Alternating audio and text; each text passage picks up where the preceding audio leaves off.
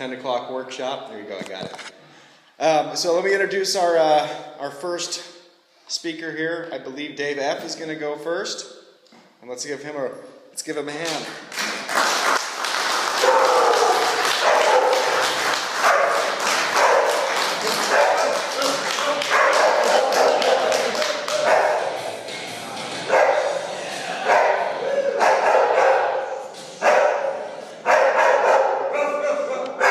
Okay, all right. Thank you, Nat. Appreciate it. That sounds like my ex. That's one of the 2 women here this weekend. All right, so I'm Dave. I'm an addict. I guess we could start with something out of our basic text.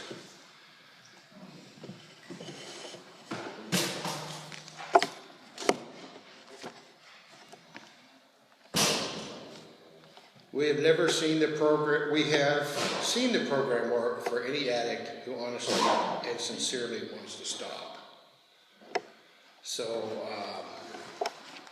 a lot of us, or at least speaking for myself, I came in not knowing what I was in for.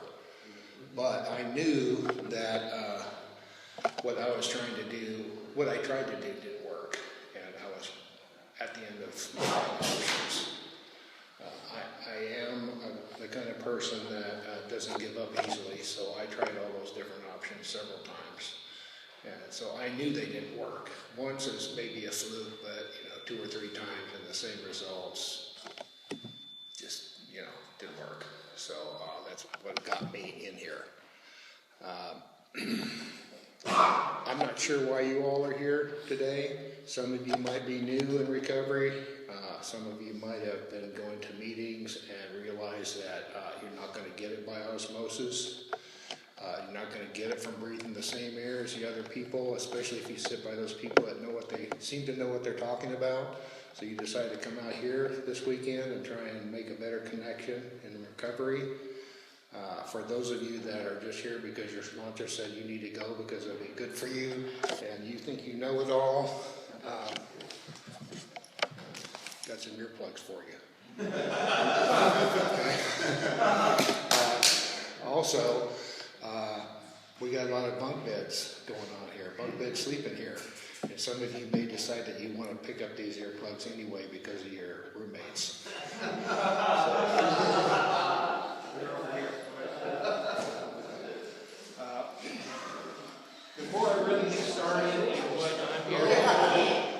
Before I really get started in what I'm here to talk about this weekend, I'm going to show you something that we started on April 1st, and you don't have to, there's not going to be a test on what you can read right now, but I just want you to recognize that there's this document going around. This is a NA meeting passport, and what we're trying to do, our Rise and Shine group, we're talking about how we could promote unity in our area. And we're here this weekend to promote unity amongst us men, but we can take it a step further and promote unity in our area. And when COVID happened and everybody kind of turned inward and it was hard to make connections, we're coming out of it now, we're out of it, and it's time to make those connections and reunite ourselves with our brothers and sisters in recovery. So this has all the groups in our area. Not every meeting, but every group that we're aware of. And if you take this thing and like people that are mandated to get attendance sheets signed, take it to the meeting secretary and get them to sign it, fill this whole thing out, send it back. We have a special surprise here. And the surprise is a handmade mug that has a NA logo on it. And on the other side it says, meeting makers make it. And I'm on the hook for these mugs. So if you can, if you fill it all out, then I'm going to make one of those mugs for you. All right. So I've got some of them here. I printed printed up 100 of them. We started on April 1st. They're all gone. So I printed another 100. So if all of you guys do this, I'm going to be making a lot of mugs. So anyway, I just wanted to give you a little idea, something to do after you leave here. I'm here to talk about the fourth step, and I heard somebody last night talking about that they are here looking for a sponsor, and if you, my experience with sponsoring is when I was in my last home group in Dallas, Texas. This little book, Narcotics Anonymous Step Working Guide, came out, and I got it, and I was sharing in a group that I really wanted to work those steps out of the guide, but I didn't have a sponsor yet, but I really wanted to do it. And this guy came up to me after the meeting, and he said, "So how's that self-sponsoring working for you?" And I almost relapsed self-sponsoring. So, I mean, there's a lot of ways you can relapse. That's one of them, I can tell you from experience, and you don't have to do it. So, I wish I'd listened to what my dad told me when I was a kid, but I had to find out, I had to experience that shit myself before it really stuck. So, you can either take it from me, or you can go out and experience that shit yourself.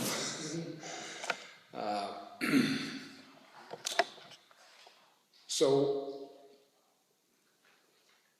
it says in our basic text that you need to work the steps in order, and there's a reason for that. And this is number 4, not number 1. There's these spiritual principles, and you may have heard a couple of them mentioned in the readings today. Three of these spiritual principles that are indispensable are honesty, open-mindedness, and willingness. And the first time I heard that, and later on I was thinking, man, those are free spiritual principles. I didn't have to work for those things. They just told me about them. So all I have to do is practice them until I'm perfect on it. So I appreciate when people say I'm practicing spiritual principles, because I haven't perfected any of that shit yet. So I still work at it, so that's why I'm practicing the spiritual principles. The reason that this step is the 4th one in the series is because you need to have a little appetizer before the main meal. And the 4th step is the main meal. You look at the number of questions that are asked of you in the first 3 steps, and they're generally like 15 or 20 questions in each one of those sections. And when you get to the step 4, it's like 80 questions. So when you go to work out, you don't just go in there and start, curling 150, 3 reps, 3 sets and 10 reps. You kind of work your way up, right?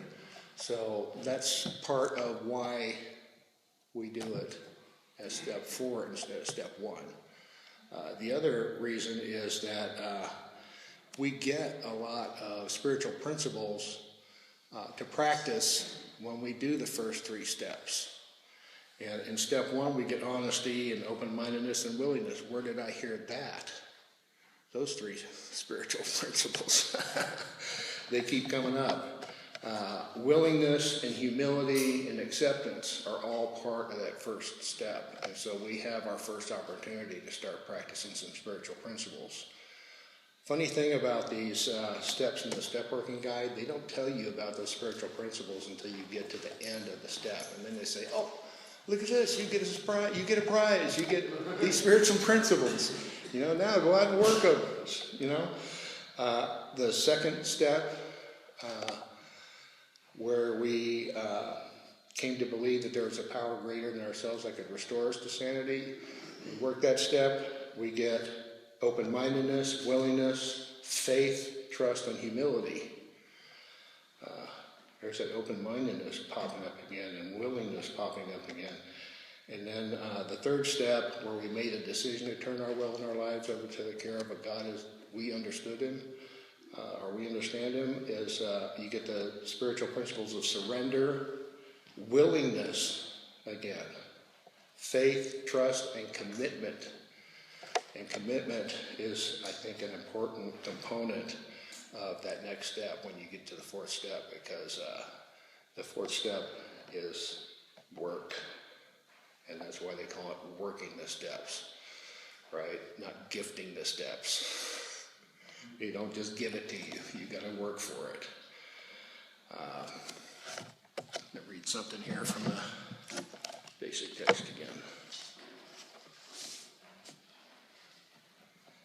In our experience, no addict who is completely surrendered in this program has ever failed to find recovery. The surrender that they're talking about is working these steps. It's being committed to going all the way through them.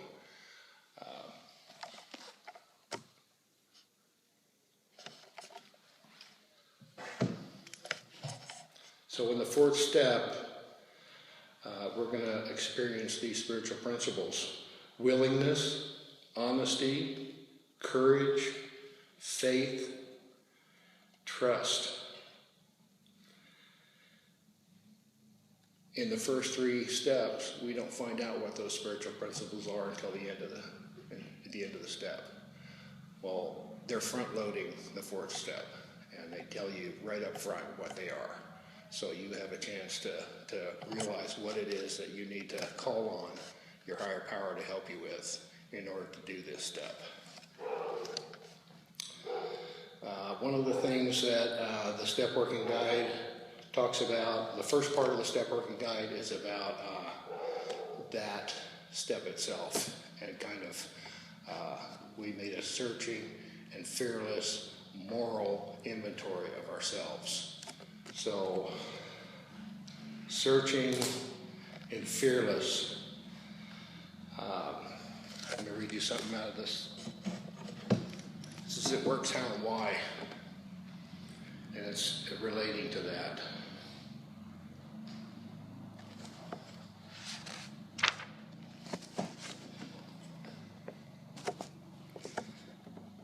It's talking about working the step and what happens if you don't complete it. Like I said earlier, there's plenty of ways to relapse in this program.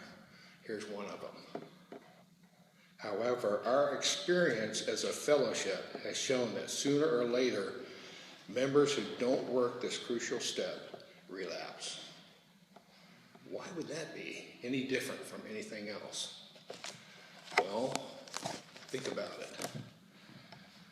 For myself, I used drugs to hide things that I didn't like about myself, uncomfortable feelings that I had, feelings that I was not enough, I was inadequate, just general feeling like a cat in a dog convention kind of feelings. And so that's what I started using drugs for, and it helped to alleviate some of those feelings for me. And I thought, great, if it works for me like that, a little bit, more should make me feel even better. So that's what happened. I tried more, and I tried more. And what ended up happening is I did kill those feelings that I didn't like, but I also killed all the feelings that I didn't realize that I wanted to have, like joy and happiness and connection and things like that. And I also didn't realize that I had some morals before I started using. And by morals, I mean my own values and principles. I'm not talking about, your what the community says is a moral thing. I'm talking about what I felt was my values and things like that. And I'm not going to go out and kick a dog that's hungry on the street. That's my value, right? I like to help somebody that's in trouble and things like that. That I had morals, and when I started using, I killed those too. So there's a lot of stuff that I destroyed or just shoved back in the background, and they didn't take precedence in my life. The only thing that took precedence in my life was, getting loaded and continuing my medication that I prescribed for myself. So,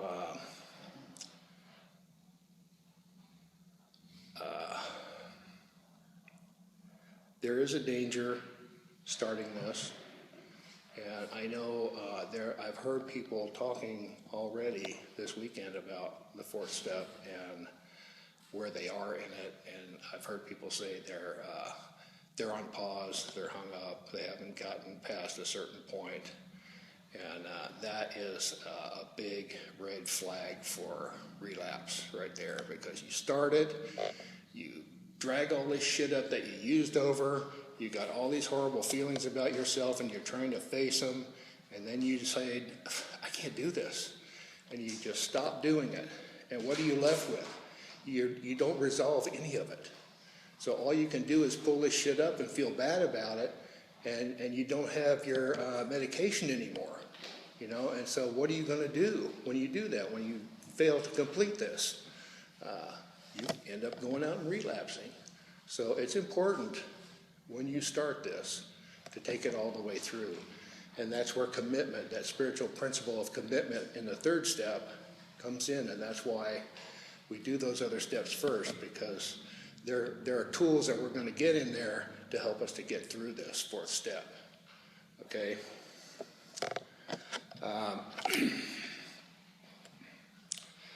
So what the fourth step did for me is it showed me my patterns of behavior and my beliefs.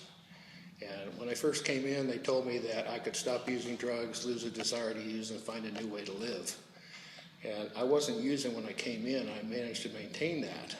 But I still had that desire to use, and part of that was just habit. But also,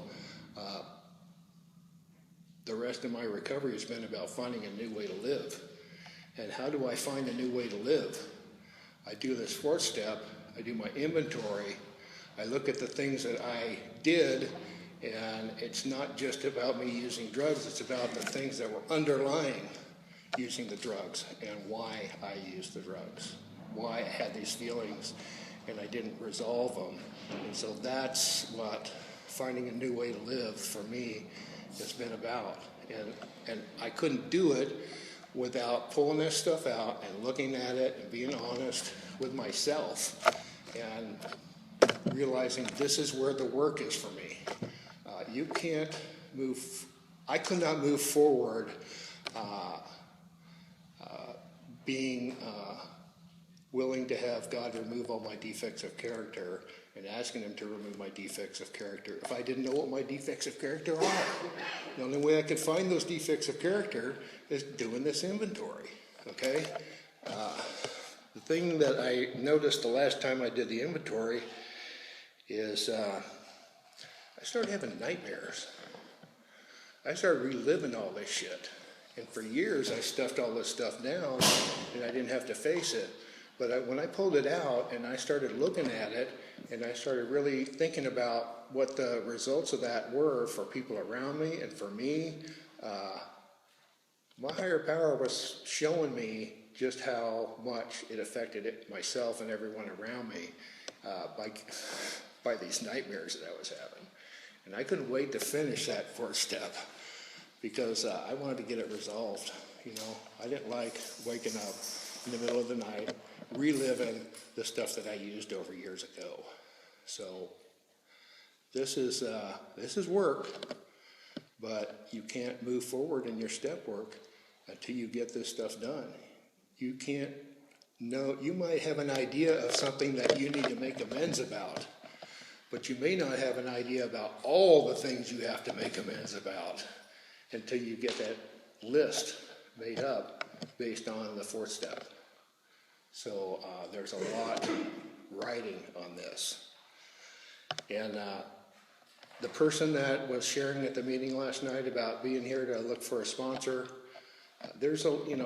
we say a lot in the meetings, you need to get a sponsor and work the steps.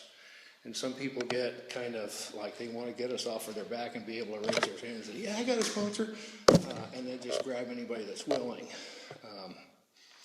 And I heard a lady sharing at her birthday meeting about that. And she said someone came up to her after she talked and she said, I want you to be my sponsor. Would you do it? She goes, yeah, I'll do it.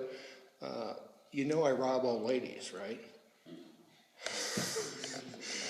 And she doesn't rob old ladies, but she was trying to make a point that, just because somebody says something is not a good reason to go up and ask them to be your sponsor.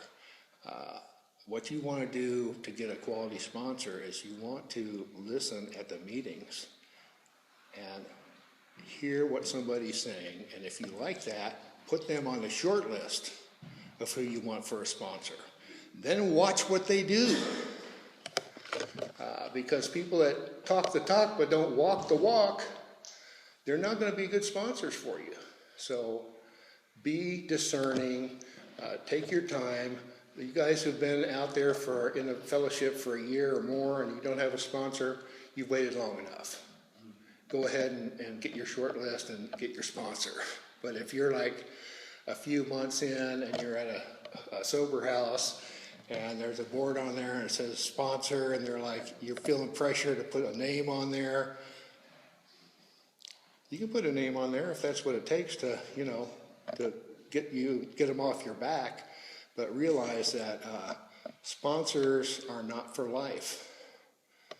You can always change your sponsor. If you need to get somebody off your back, okay, say, this person says he'll be my sponsor, and maybe by some strange twist of fate, he ends up being a great sponsor for you. But if it's not the case, you still have a short list. You can still change sponsors. It's just like changing girlfriends, right? So you can do it. Might be a little bit traumatic, but it'll work. So talking a little bit about the things that we go through in the fourth step. When I first got clean, by the way, my clean date is January 21st, 1987.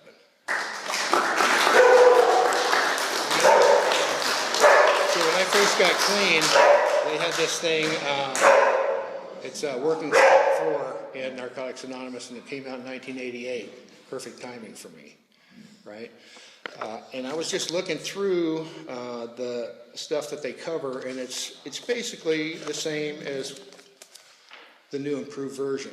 They moved some things around, they edited a little bit. Sex came up in this one, and sex came up in this one. But here, it's spread out over a bunch of other things, and here, it's all in one big gulp. So that's what editing did for us, and it brought some more money into the World Service Office, besides. This one is a lot thicker than this one, but this is all 12 steps. This is only one step, okay? The things, the subheadings that they cover in the fourth step, first they go about why you're motivated to do a fourth step, and that's where they give you they break down the actual step into the words that we just talked about, searching and fearless, moral, and all what that really means, in case you don't know. But then they get into the real meat and potatoes of it, and it's the sections that are the things that we used over, the things that we ran from, and we keep on running from, and that cause us to act out and behave in the way we do. And so the first one is resentments. And the only thing I can say about resentments, well, every one of these, there's bullet points. And if you haven't done a step 4 yet, I'll tell you the way I did it. I got like a spiral notebook, and every one of these little bullet points I numbered, and I would write the number. I'd write the step that I was doing, the number, and then I'd write it in that spiral notebook. And I did one side with my writing and left the other side open. because there are things that I'm going to learn about myself and things my sponsors are going to share with me that I want to put in there, and I need to have some room to write that stuff. And then recently I went back through and I was looking at the last time I did it, and I realized there were some things that I learned about myself and some revelations that have occurred since I did that. And so I had the room to go back and say, here's the last time I did this, and here's what I've learned about myself since then. So this can be a great document for you. It can be scary to have that written down somewhere that people can get hold of, but it's worth it. And nowadays, I mean, a lot of you guys are super electronic and savvy to using the Word documents and all that kind of stuff, and that's great. If you want to do it all like that, it's fine. But anything that's out there in an electronic form will be there forever, especially if it gets posted somewhere, somehow. So if it's on a paper thing, one fire pit and it's gone. Just saying. Okay, so resentments, resentments are things that have happened in the past. You don't get a resentment about something that hasn't happened yet. And the thing about the past is, it doesn't matter how we feel about it. It's done. You can't go back and redo it until they get a time machine. Until then, it's done, and you can go back and look at it and see how it affects how you live today, but you can't really change it. And so it's, how much time do you want to spend back there in the museum looking at what happened? Once you know what happened, do you really need to go back there and look again? It's like giving yourself a poison pill every time you go and look at that resentment. You want to work through the resentment and let it go and move forward. You don't need to keep poisoning yourself with what happened in the past. Feelings are what I tried to kill, and that section is all about what we tried to kill and why we tried to kill it. Guilt and shame. There's real guilt and there's real shame, and there's imagined guilt and imagined shame. And that's stuff that we're not responsible for, but we take on the responsibility for, that imagined part. And doing a good inventory will help us to see what we have a part in and what we have no part in. And we can let go of because it's not our business, right? We don't have to carry that shit around, and we sure don't have to use over it. Fear is the next section, and what I learned about myself is that fear for me is all about being self-centered and what could happen to me mostly, or something that could happen that's going to relate to me somehow. And a lot of times that fear leads us to isolation because we're afraid of reaction from someone else. Most of the time that's where it ends up giving us the fears that it's going to discover us somehow. When I first got clean and I really wanted to be part of the fellowship, and I saw these people getting together and having their bro moment, going and having lunch after and all that kind of stuff, and I wanted that in the worst way, but fear kept me from asking to join them. And finally, I said, well, whether they say, yeah, come on, or they say, no, you're too new, or whatever, I'm not going to find out until I take the risk and ask. And so I asked, and they said, sure, come on, we're going here, come on with us. And that started my first earliest friendship in recovery. I'm still friends with them 37 years later. So don't let fear stop you from having a better, fuller life. The thing about fear is that I learned that it's self-centered and self-seeking. And letting go of that fear. Not doing something because I'm afraid is going to hold me back. So there's courage acting in the face of fear. And it's not that you're not afraid. It's just that you're afraid, but you're going to face it and walk through it anyway. And when you run, that shit is going to follow you. It's like a dog with a can tied to its tail. You know, you run and run and run, and when you turn around, it's still right there. So you face it and move through it, and then you have a chance of letting it go. Relationships, unhealthy by choices or beliefs or behavior, including in my higher power what I thought of as, you know, if I had what I believe was a God and it was not a loving, kind, and caring God, I could be in a relationship that was punishing. And so I learned a lot about relationships in there. And one of the things I learned in relationships is the next section, which is sex.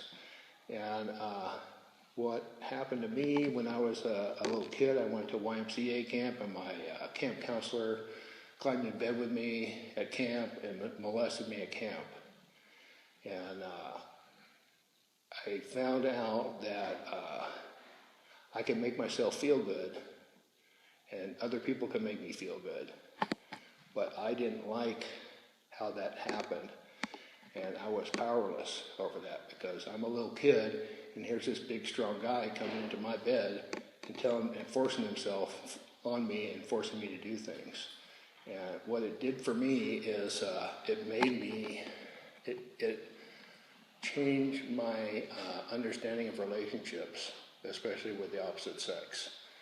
And so for the longest time, I entered into relationships with other people with that in mind, that they're going to make me feel good one way or another. You know, I took hostages in relationships.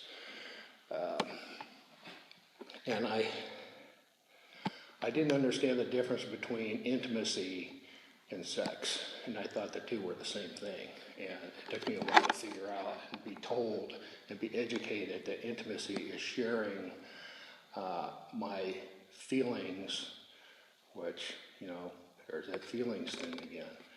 But sharing my feelings and my fears and my hopes and what is, you know, things that I just don't walk up to somebody on the street and talk to about. That's intimacy, is talking about those things and what I want to do with them together, you know, what kind of a life or what kind of a relationship I want to have with them, things like that. That's intimacy. That's not sex. It might lead to sex, but it's different. So I had to learn that, and I got screwed up when I got molested, and that just it didn't compute for me. So when that happened to me in camp, I never talked to anybody about it. I carried that shit around with me for 40 plus years. And then that little Me Too moment happened on the internet, and that's when I felt like I had permission to speak out, and that's what I did. But what it really did for me was it brought it up, but it didn't resolve it for me. And I couldn't really resolve it in my meetings that I was going to. And so I had to get some professional help. And it turns out the professional tells me I have some PTSD shit around that. And she had this technique that she learned as a professional called EMDR that helps you move through those kind of events in your life that you get stuck on. And they end up affecting all your things that you do in life. And so I went through that with her, and the last time I went in and talked to this counselor, I was not planning to talk to her about that. I was still planning to talk to her about my brother killing himself, and she's like, well, you need to, you need to untangle all this stuff that's like one thing on top of another, and you can't get a clean resolution unless you go back to the beginning and get that shit untangled, get that resolved, and then move on to the next thing. So she put me into that situation with my counselor. And so I didn't go into that event, into that counseling session planning to talk about it. But by the end of the session, I'm just like, crying and shit. And I was sharing that with my friend Chris D. And he says, oh man, you went through that shit, now you're going to spend the weekend with a bunch of men. How's that going to work out? It's worked out pretty good so far. And the funny thing is, from some shit that I couldn't talk about for years and years, and I had so much weight on it, and to get that resolved with this technique that you used, and be able to talk about it today without breaking down and, just freaking out it's a wonderful thing for me. So that's intimacy. That's what I'm talking about, intimacy. Sharing things about myself. I wouldn't walk to someone on the street and, hey, I was molested and this guy pushed his shit in my face and all this stuff. But I can come in here today and talk about it. And the funny thing is, there's some other people sitting in this room that have been through the same kind of shit. And they're carrying that around and they don't have to. So working the sports step will help you to get that shit resolved if you're honest with yourself. And the thing about the steps, you can go through that shit and just do it real superficially, and what you're going to get out of it is going to be superficial, and it's not going to really be life-changing for you. You go into it and you put everything you have into it, it's going to make a big difference for you, and you will be changed by that. So think about when you're going to do it, be serious about it and really think about it and do it to the best of your ability. The last section that I used over was abuse. And that's probably some of the most painful feelings that we deal with in the fourth step, and the things that were done to us, and the painful things that were done to us, and the painful things we ended up doing to other people, because that's how we learn to relate. So that's a source of negative self-image, and if you don't deal with it, it leads to despair, and despair is a downward spiral, and that's going to take you out.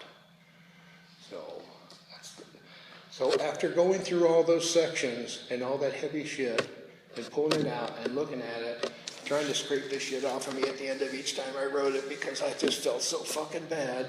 And the last thing, the last section in there was assets. And I felt like, with the nightmares and all the other crap going on, when I saw assets, it was like, thank God somebody threw me a life ring, I'm saved. Because I really, I didn't use because of my assets, I used because of all that other shit that I was going through. But in the process, I didn't realize I had some good qualities, that I've always had good qualities, even in my addiction. And I have things about myself in recovery that are worthwhile already. And so that was an important end to that fourth step. And I can only say that, a lot of people get there, they get halfway through it, they don't like what they're feeling, and they put it in the drawer and they never go back to it. And that's the road to relapse right there. Once you start it, work it all the way through, do it to the best of your ability, and it'll be well worth it for you. So that's all I got.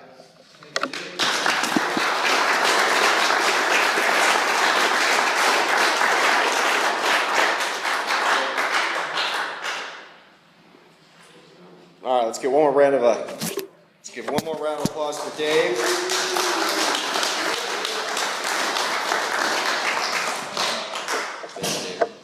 Okay, we got one more speaker here. Let me introduce Ryan MC Gann.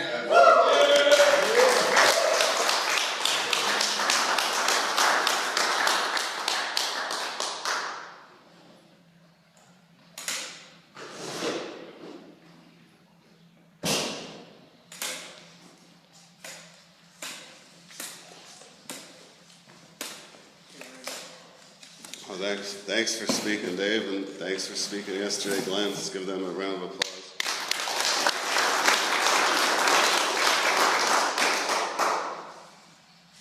The most important thing about this program is that it works. I remember when I started working on steps with my sponsor, he said, no one's too dumb to get this. You might, because it's all figured out for me. I don't have to think. I just got to do what I'm told, and this program works. He said, no one's too dumb for this program to work, but you might be too smart for it to work. And I took that as a compliment. It wasn't a compliment, though. Yeah, I kind of did the fourth step with like a chip on my shoulder, like I'm just going to answer these questions, and it's not going to harm me at all. But like, I was always afraid of doing the fourth step. I should have been afraid to not do it. It's a lot easier to do it than it is to not do it. Yeah, there's the part on fear. There's the part on resentments. I just wrote like 2 pages about my parents on that part. And then there's the sex conduct, which I was always pretty selfish. I just wanted to have a girlfriend and be single. I didn't realize why that was so much to ask. But yeah, the part in that book that really helped me was where it says, there's no such thing as a social addict. Every time I relapsed, which was a million times, I thought I was just going to use once and then go right back to recovery, and that's not ever what happened. I never just used once. I would always try and pick apart the program and find loopholes, and I would, and then I would relapse and my life would go to shit, and I'd feel justified, but my life still went to shit. Like, it's a program of complete abstinence from all substances except nicotine and caffeine. So I would be like, well, I can just put weed in that category. And then I would start smoking, and whether a week or 6 months later, I'd be back on heroin. My dad said he knew I was an addict when I was 2 because my grandma gave me a cookie, and I didn't say thank you. I said, can I have more? And I was born in San Diego, and I came up to Bellingham when I was 3 on my dad's lunch truck, and I was like, why did you move me from a city by the border with tons of drugs to another city by the border with tons of drugs? And my dad said, well, if you were down there, you'd probably be dead by now. So I moved to Bellingham when I was 3, and I was always the class clown in school. I liked attention. I think my first 3 addictions were video games, attention, and escape. And then, I don't know, I went to Roosevelt for elementary school, Colshan for middle school, and Bellingham High School. I just thought getting high was normal, because it was fun and it was normal, until I got older and drugs turned from being the solution to being the problem. Yeah, don't be afraid of the 4th step. It's just some questions. Some questions aren't going to hurt me. I felt a lot of relief when I got done with the 4th step, because I didn't have any secrets anymore. And I thought the 5th step was just sharing them, but there's other questions in the 5th step. But yeah, it says to work them like there's not one after them. To do each step like there's not a step after it. So I always worked on music. I have a bunch of albums on Spotify, and I justified my drug use my whole life because I thought as long as I was creative when I was high that it was worth it. But then eventually I wasn't making any music, just getting high and ruining my life.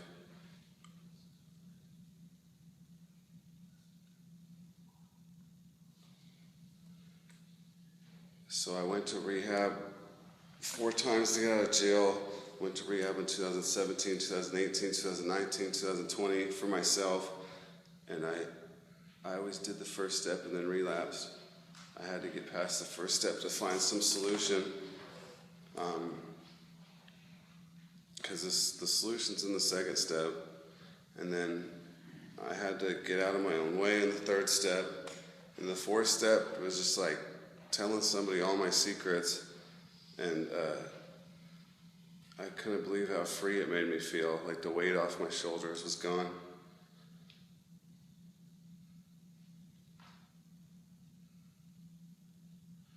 Yeah, I'm grateful for everybody here. I couldn't do this without you guys, and this has been a great weekend so far. I gotta just get back into moving forward. I got through the first 5 steps pretty quick, and then I did 6 3 times, and now I'm on 7. But yeah, you'll get a lot more out of the 4th step from reading it out of basic text and reading it out of It Works How and Why than you will for me. If you want to know about a step, do it. But start at 1. I'm powerless over my addiction, but my life's also unmanageable. Because if I could manage it, I wouldn't be here, and if I could manage it, I wouldn't need a higher power. In the 2nd step, I believe that something could help me.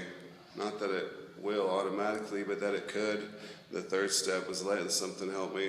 It doesn't matter what it is, it matters what it could do for me. I can't keep myself clean, but a higher power and service work and attending meetings gives me a way better life. It's the life that I thought I was getting when I was using drugs. I thought drugs were going to give me freedom, but they made me a slave.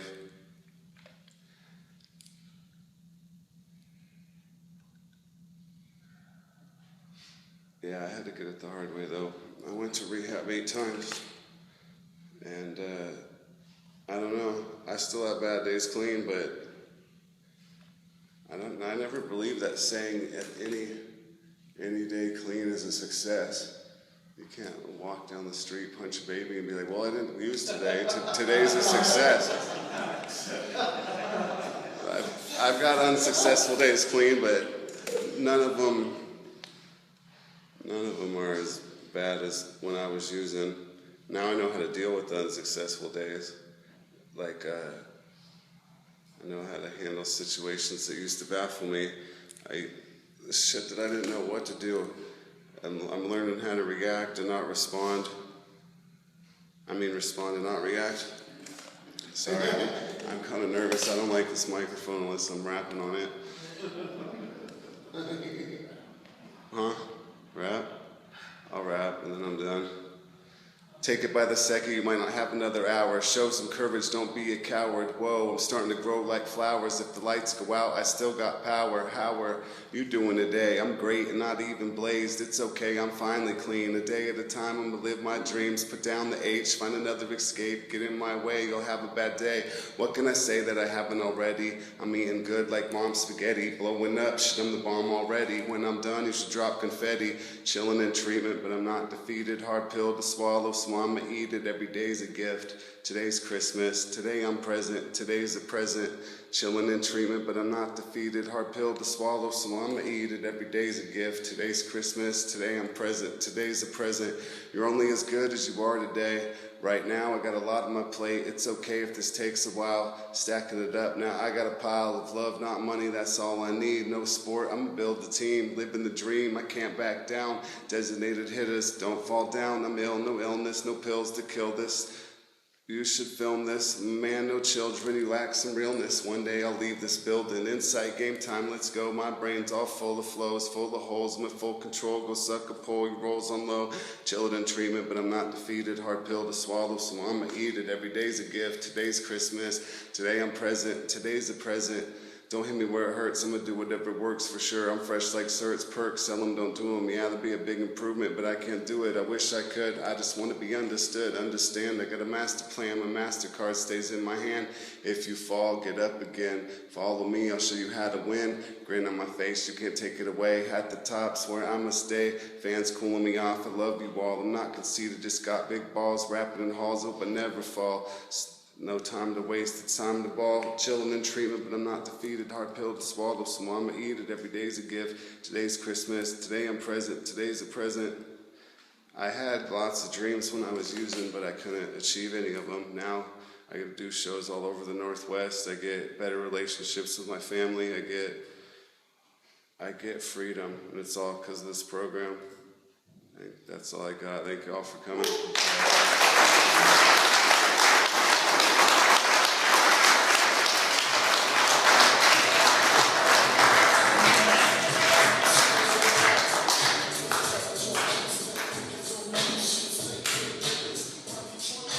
Thank you, Ryan. All right, one last hand for our speakers.